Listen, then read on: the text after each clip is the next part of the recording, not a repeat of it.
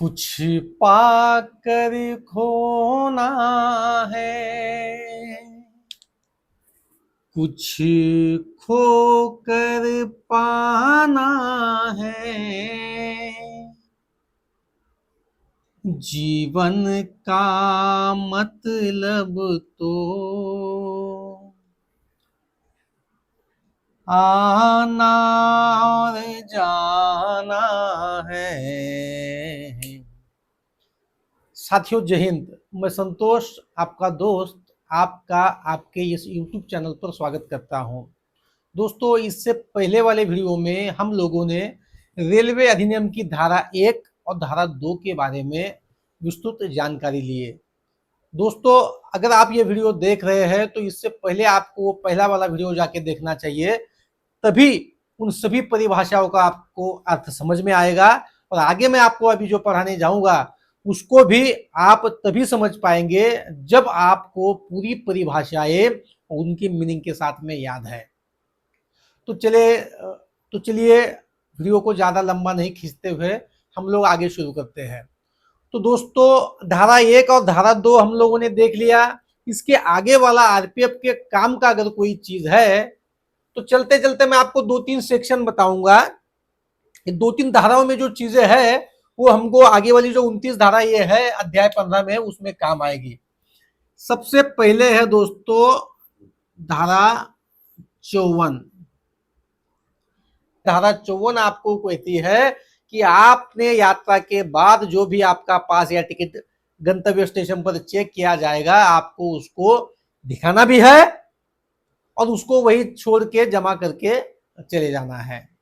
अगला सेक्शन है 55। 55 बोलती है आपको वैध टिकट या पास के साथ ही यात्रा करना है। वैध टिकट या पास के साथ ही आपको यात्रा करनी है। इसका मतलब बिना टिकट यात्रा नहीं करनी है। अब इसके अगला वाला सेक्शन देखते हैं 58। 58 में यह बताया गया है कि महिलाओं के लिए कोच आरक्षित किए जाएंगे। महिलाओं के लिए कोच आरक्षित किए जाएंगे। ये 3 सेक्शन आपको याद हो गए। 54 में है आपको गंतव्य स्टेशन पर टिकट मांगने पर टिकट दिखाना है और जमा करना है। 55 में बताया गया कि आपको बिना टिकट यात्रा नहीं करनी है, टिकट लेकर ही यात्रा करनी है। और 58 में आपको यह बताया गया है कि आपको मतलब इस अधिनियम के तहत जब रेलवे अधिनियम बना, महिलाओं के लिए कोचों को आरक्षित करना है। जो गाड़ियां चलेगी उसमें महिलाओं के लिए भी कोच आरक्षित होंगे। अब इसके अगला वाला इंपॉर्टेंट सेक्शन है धारा 64। धारा 64 इसमें क्या लिखा है? जब हम लोगों ने इसके पहले वाले वीडियो में परिभाषाएं देखी, 11 में क्या लिखा था? 11 में लिखा था फॉरवर्डिंग नोट।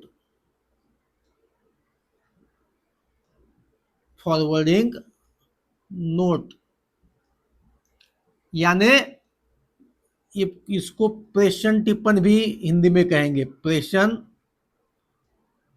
टिप्पण। धारा 2 की 11 जो देखी थी उसमें लिखा था कि धारा 64 में जो वर्णित है उस दस्तावेज को फॉरवर्डिंग नोट कहा जाएगा। दोस्तों, फॉरवर्डिंग नोट को अगर हम लोग देखेंगे तो इसमें सब सेक्शन 1, 2 और 3 है। 1 में यह बताया गया है कि जिस भी व्यक्ति को माल बुक करना है वह पार्सल कार्यालय में आकर निर्धारित फॉर्मेट में एक दस्तावेज मिलेगा, एक फॉरवर्डिंग नोट मिलेगी, उसे उसको भरकर देना है। माल भेजने वाला फॉरवर्डिंग नोट भरकर देगा, भरकर देगा। सब क्लास 2 में बताया है कि जो भी जानकारी व्यक्ति द्वारा भरी जाएगी उसकी सत्यता और उसकी शुद्धता के लिए वही व्यक्ति जिम्मेदार होगा। मतलब व्यक्ति ने जो भरा है वो व्यक्ति ही जिम्मेदार होगा। अगर उसमें कोई भी गलत चीज मिली तो उसके लिए वही व्यक्ति जिम्मेदार होगा जिसने वो फॉरवर्डिंग नोट भरकर दिया है। और तीसरे में यह बताता है यदि फॉरवर्डिंग नोट भरते समय उसने कुछ झूठी जानकारी उसमें भरी और उसकी जानकारी के चलते अगर रेलवे प्रशासन को नुकसान हो गया तो वह व्यक्ति नुकसान का दायी भी होगा। मतलब वो जो नुकसान हुआ है वह नुकसान भरने का वह दायी होगा। दोस्तों समझ में आया? धारा 64 में फॉरवर्डिंग नोट के बारे में बताया है। उसमें यह बताया है कि जब भी किसी व्यक्ति को कोई माल बुक करना है पार्सल कार्यालय में आएगा, एक प्रिस्क्राइब फॉर्मेट में एक उसको फॉर्म मिलेगा जिसका नाम होगा फॉरवर्डिंग नोट और उसे वह भरकर देगा। उसके बाद में उसमें जो कॉलम है उस कॉलम में भरी जानकारी सत्य ही है और उसी के लिए वो जिम्मेदार भी रहेगा कि उसने वह जानकारी सभी सही भरी है। यदि 3 में बताया है कि यदि वो कोई गलत जानकारी उसमें भरता है और उससे अगर रेलवे को कोई नुकसान होता है तो उस सभी नुकसान के भरने के लिए वो सभी नुकसान को रेलवे प्रशासन को देने के लिए वह दायी होगा। इसका मतलब ये बोलता है कि अगर आपने बोल दिया कि मुझे अनार भेजना है और आपने अनार के पैकेट के अंदर किसी गैस को रख दिया, ज्वलनशील सामान रख दिया और चलते चलते अगर मान लो गाड़ी में कोई आग लग गई या कोई नुकसान हो गया तो उसके लिए यह व्यक्ति जिम्मेदार रहेगा जिसने फॉरवर्डिंग नोट भरा है। क्लियर हुआ दोस्तों? मैं आशा करता हूं कि यह धारा 64 आपको समझ में आ गई होगी। अब व्यक्ति आया पार्सल कार्यालय में, उसने फॉरवर्डिंग नोट भर के दिया, अपना माल भी दिया। अब काम किसका है? अब काम है रेलवे प्रशासन का। इसके आगे वाली धारा में 65 में 65 की अगर चर्चा करेंगे तो इसमें लिखा है रेल रसीद या रेलवे रसीद। दोस्तों इसके भी 2 सब क्लॉज है। पहले में बताया गया है कि जब कोई व्यक्ति फॉरवर्डिंग नोट भरकर देगा, माल को लेके आएगा तो उसका माल बुक किया जाएगा और माल बुक होने के बाद उसे जो जारी करेंगे उस दस्तावेज आरआर में है, आरआर जारी की जाएगी। कोई व्यक्ति अपना सामान लेके रेलवे परिसर में आता है, अपना सामान बुक करवाता है, फॉरवर्डिंग नोट भर के देता है तो उसका सामान बुक करने के बाद उसे रेलवे रसीद दी जाती है। इसके सब क्लॉज 2 में यह बताया गया है कि माल का जो वजन होगा, मालों की जो संख्या होगी और इत्यादि जो भी जानकारी है, रेलवे रसीद उस जानकारी का प्रथम दृष्टया साक्ष्य होगा। मतलब इसके कितने पैकेट है, कितना वजन है, पैकेटों की कितनी संख्या है, ये सभी आरआर में लिखा होता है जो बुक करने वाले व्यक्ति को या व्यापारी को दी जाती है और उसमें सभी माल जो बुक किया है उसका वजन, उसकी संख्या, उसके नग, इसके बारे में विस्तृत जानकारी, कहां से बुक किया है, कहां तक बुक किया है, यह सभी जानकारी आरआर में होती है। धारा 64 और धारा 65 आपको समझ में आ गई होगी ऐसा मैं आशा करता हूं। अब इसके अगला वाला सेक्शन एक महत्वपूर्ण सेक्शन है, वो है धारा 81। 81 में बताया है खुला परिधान। खुला परिधान दोस्तों, परिधान शब्द आपको लगता होगा कि ये क्या बला लेके आए, बहुत बड़ा शब्द है, समझ में नहीं आ रहा है। बिल्कुल चिंता नहीं करना है, मैंने आपको पहले भी बताया जहां आपको हिंदी का शब्द ऐसा लगे कि बहुत ज्यादा वजनदार लग रहा है भाई, ये याद नहीं होगा, तो तुरंत उसका अंग्रेजी शब्द देखो क्या है। खुला परिधान मतलब ओपन डिलीवरी। कभी कभी क्या होता है दोस्तों, व्यक्ति ने एक जगह से दूसरे जगह के लिए माल को बुक कर दिया, माल ए जगह से लोड हो गया, रास्ते में चलते चलते माल के साथ में कोई आपराधिक घटना घटित हो गई, मतलब किसी ने उसको रास्ते में फाड़ दिया, कुछ माल निकाल दिया, माल टूट फूट गया। तो जब उतारने के लिए वो आएंगे गंतव्य स्टेशन पर, जब माल आएगा उसके बाद मालिक देखेगा कि अरे माल तो मैंने अलग लोड किया था, यहाँ अलग हालत में आया है, तो भाई इसके साथ में कुछ गलत हुआ है, मुझको ओपन डिलीवरी चाहिए। और अगर उस व्यापारी ने ओपन डिलीवरी की मांग की तो रेलवे उसको खुली डिलीवरी देगा, मतलब ओपन डिलीवरी देगा। जब कभी माल ऐसा फटा टूटे हालत में या अपराधग्रस्त हालत में आएगा तो कमर्शियल डिपार्टमेंट का एक बंदा, आरपीएफ का एक बंदा, वो कौन होगा, एएसआई, और उसके ऊपर का अधिकारी, और जिसका सामान है या जिस व्यक्ति का वो माल है, या तो वह व्यक्ति या उसका कोई प्रतिनिधि। ओपन डिलीवरी का सीधा सीधा मतलब है, यदि कोई पैकेज टूटे फूटे हालत में आता है या ऐसा लगता है कि उस पैकेज के साथ में कोई आपराधिक हस्तक्षेप हुआ है, तो व्यापारी के मांगने पर रेलवे प्रशासन ओपन डिलीवरी देगा। इतना ही इसमें कहा गया है। अब अगला सेक्शन है 82। 82 में बताया है आंशिक परिधान। आंशिक डिलीवरी का मतलब यह है कि मान लीजिए ओपन डिलीवरी में कोई माल पैकेज को खोल दिया, उसमें से 2 या 3 नग कम मिले, तो ये व्यक्ति ये नहीं बोल सकता कि आपने मुझको पूरे के 100 बुक किए थे, 100 के 100 दे दो। नहीं, माल जैसे ही आएगा आंशिक परिधान में, जैसे ही माल कम मिला, जितना मिला जितना मिला उसको उतना माल लेना है।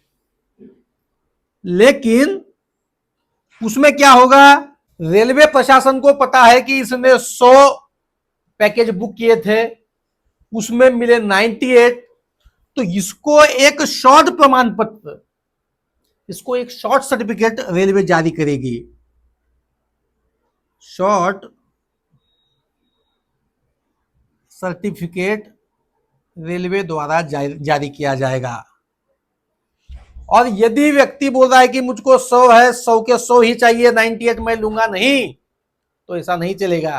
अगर वो समय से माल को नहीं उठाता है तो वह रेलवे की जमीन में अपना माल रखता है, रेलवे की जमीन का अनावश्यक उपयोग करता है, तो उसके लिए क्या लगेगा, जमीन।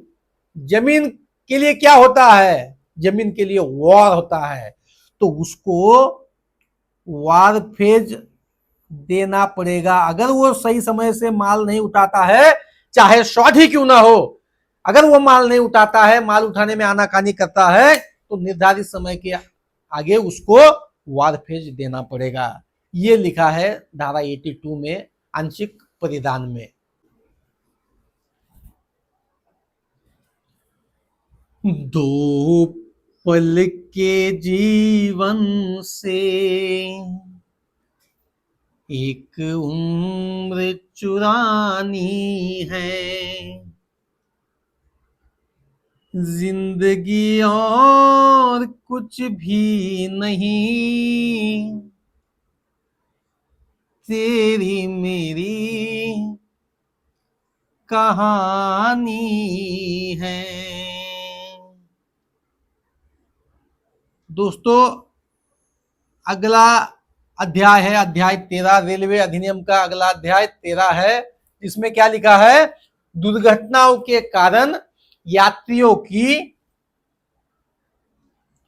मृत्यु या क्षति, मृत्यु या क्षति, और उसमें रेल प्रशासन का दायित्व, क्षति और रेल प्रशासन का दायित्व।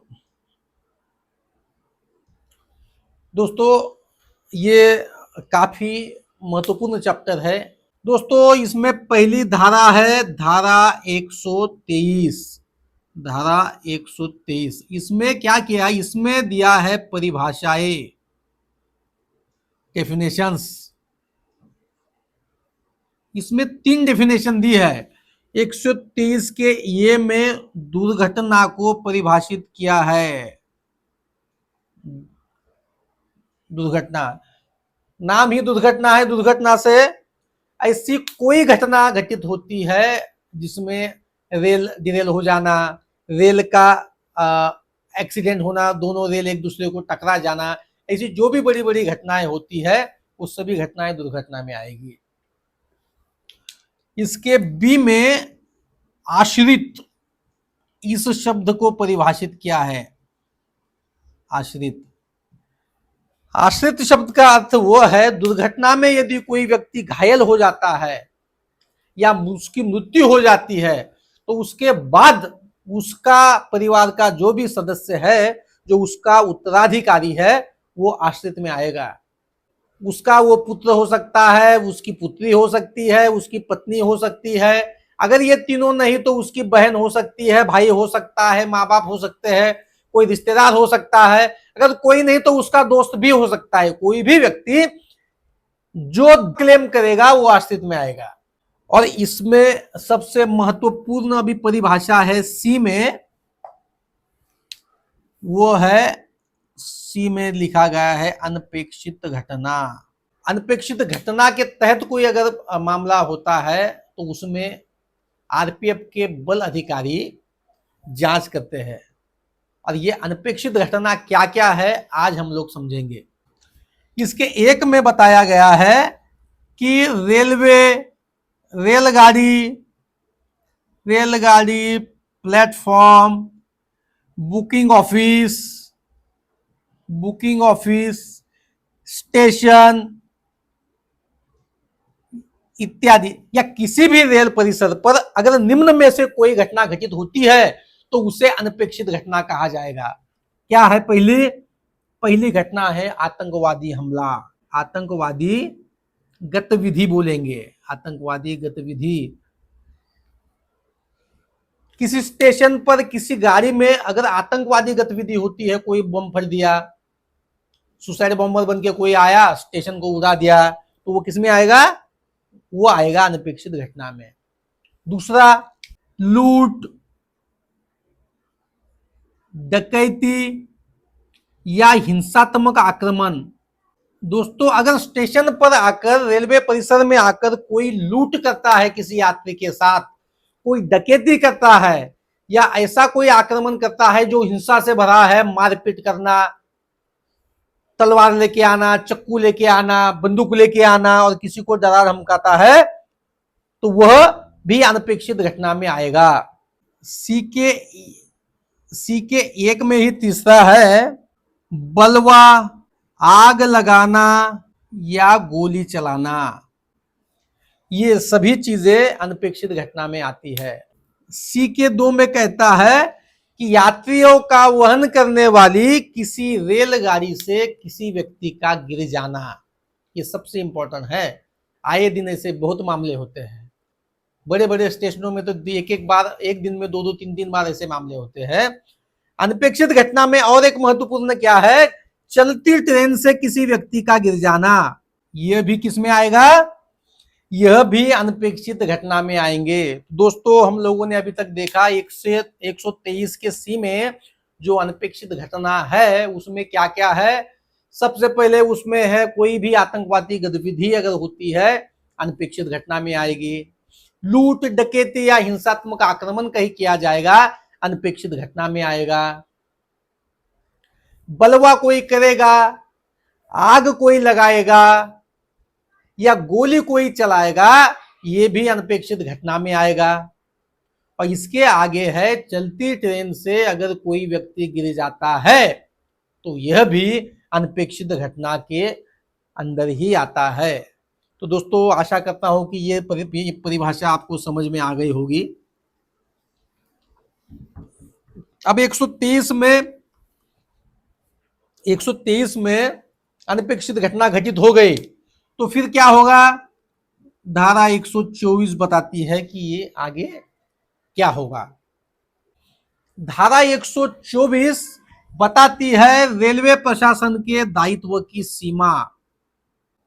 दोस्तों 124 में यह बताया गया है कि दुर्घटना चाहे जैसे हो, उसमें रेलवे का गलती हो या ना हो, लेकिन फिर भी रेलवे प्रशासन एक निश्चित मुआवजा देने के लिए, जिसके साथ यह घटना घटित हुई है या जो आहत हुआ है, जिसकी मृत्यु हुई है, जिसकी क्षति हुई है, उनको निश्चित राशि का मुआवजा देने के लिए रेलवे प्रशासन बाध्य होगा, चाहे रेलवे प्रशासन की गलती हो चाहे ना हो।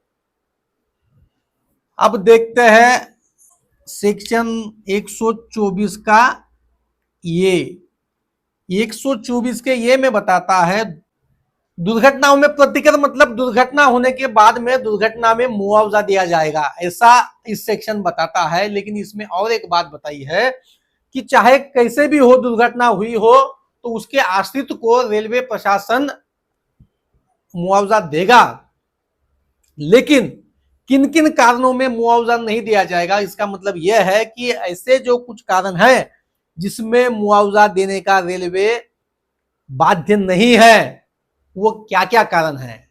सबसे पहला कारण है, यदि रेलवे परिसर में ऐसे किसी व्यक्ति की मृत्यु हो जाती है जो आत्महत्या किया हो, आत्महत्या या उसका प्रयत्न किया हो, जिस किसी ने उसका प्रयत्न, तो रेलवे प्रशासन उस मामले में मुआवजा नहीं देगा। दूसरा है, दूसरी कंडीशन है, स्वयं को अगर वो हानि पहुंचाता है, अगर वो अपने आप को ही चक्कू लेके आया जेब में और प्लेटफॉर्म पे आके बोला कि अरे 8 लाख का मुआवजा मिलेगा, और अपना गला काट दिया, तो मिलेगा मुआवजा? नहीं मिलेगा, क्योंकि उसने खुद को हानि पहुंचाया है। दुर्घटना में जो हानि पहुंचती है वो अलग है, और खुद को हानि अगर पहुंचाओगे तो कोई भी मुआवजा नहीं मिलेगा। तीसरा है, वो कोई आपराधिक कार्य कर रहा है और उसमें अगर उसको कोई नुकसान हो गया तो भी उसको रेलवे प्रशासन द्वारा मुआवजा नहीं दिया जाएगा। मान लो स्टेशन पे आया, किसी की चेन चुरा के भागने लग गया, उसी में कट मर गया या कुछ और हानि हो गई, तो उसको मिलेगा? उसको मुआवजा नहीं मिलेगा। अब चौथी कंडीशन है जो सबसे खतरनाक है, शराब या नशे में किया गया कार्य। शराब या नशे में किया हुआ कार्य कोई अगर है तो भी उसको मुआवजा नहीं दिया जाएगा। है कि नहीं खतरनाक? सबसे खतरनाक चीज दोस्तों ये है, ये और ये नशा। अगर आपको जीवन में तरक्की करनी है तो इन दोनों चीज से हरदम दूर रहिए। आपकी तरक्की को दुनिया की कोई भी ताकत नहीं रोक सकती। अगर आप इसके चक्कर में हो, दोनों के, शराब भी पीते हो, कोई अन्य नशा भी करते हो, तो दुनिया की कोई भी ताकत, मैं दावे के साथ कह रहा हूं दोस्तों, दुनिया की कोई भी ताकत आपको बरकत दे नहीं सकती। इसलिए इस विषय ये जो दो चीजें हैं इनसे दूर रहिए, आप 100% तरक्की करोगे। आइए विषय पे आते हैं। ये 4 हुई, और 5 और आखिरी है नैसर्गिक मृत्यु। नैसर्गिक या बीमारी के कारण कोई मृत्यु अगर होती है, रेलवे परिसर पर किसी व्यक्ति की नेचुरल डेथ होती है या कोई बीमारी से मृत्यु होता है, तो ऐसे मामले में भी रेलवे प्रशासन मुआवजा नहीं देता है। तो दोस्तों सवाल बन सकता है कि निम्न में से किस किस परिस्थिति में रेलवे प्रशासन मुआवजा नहीं देगा। तो आपको ये 5 याद होने चाहिए, एकदम आराम से याद हो जाएंगे। देखिए, पहला आत्महत्या या आत्महत्या का प्रयत्न है, ये भी खुद का किया काम है आत्महत्या भी, और दूसरा भी खुद अगर अपने आप को नुकसान करवाता है, स्वयं को कोई हानि पहुंचाता है, तो भी रेलवे प्रशासन मुआवजा नहीं देगा। तीसरा काम है वो कोई आपराधिक कार्य करते समय अगर उसको हानि हो गई तो भी मुआवजा नहीं मिलेगा। चौथा है शराब या नशे में अगर कोई काम किया है तो भी मुआवजा नहीं मिलेगा। और सबसे अंत में पांचवा है यदि रेलवे परिसर में उसकी नैसर्गिक नेचुरल डेथ हो जाती है या वो बीमारी से उनका मृत्यु हो जाता है तो रेलवे ऐसे मामले में भी मुआवजा नहीं देगा। दोस्तों 124 और 124 ये दोनों सेक्शन में एक कंडीशन है, उस कंडीशन में ये बताया गया है कि ये दोनों सेक्शन में 124 और 124 में ये दोनों भी धाराओं में अगर जहां बात आई कि वह व्यक्ति यात्री था या नहीं था, तो यदि किसी रेलवे कर्मचारी की ऐसे दुर्घटना में मृत्यु होती है तो ऑन ड्यूटी रेल सेवक को भी यात्री माना गया है। यदि दुर्घटना में यात्रियों के साथ में किसी रेल सेवक की हानि होती है, रेल सेवक आहत होता है, तो ऐसे मामले में ऑन ड्यूटी सभी रेल सेवकों को यात्री समझा जाएगा और उनको भी, उनके परिजनों को भी इसी धारा के तहत मुआवजा दिया जाएगा। तो दोस्तों आज हमने ऐसी धाराएं पढ़ी जो आरपीएफ की दृष्टि से अत्यंत महत्वपूर्ण है। इसके अगले वाले वीडियो में हम लोग अध्याय 15 जो आरपीएफ के लिए सबसे महत्वपूर्ण है क्योंकि उसमें शास्तीय और दंड है, मतलब जो पेनल्टी वाले सेक्शंस है, ये सभी के बारे में हम इसके अगले वाले वीडियो में चर्चा करेंगे। तो दोस्तों आज का वीडियो आपको कैसे लगा हमें कमेंट करके जरूर बताइए। अगर आपको वीडियो अच्छा लगा है तो इसे अपने दोस्तों के साथ में जरूर शेयर कीजिए। और दोस्त अभी तक आप लोगों ने हमें सब्सक्राइब नहीं किया है तो चैनल को सब्सक्राइब कीजिए। मिलते हैं अगले वीडियो में, तब तक के लिए जय हिंद।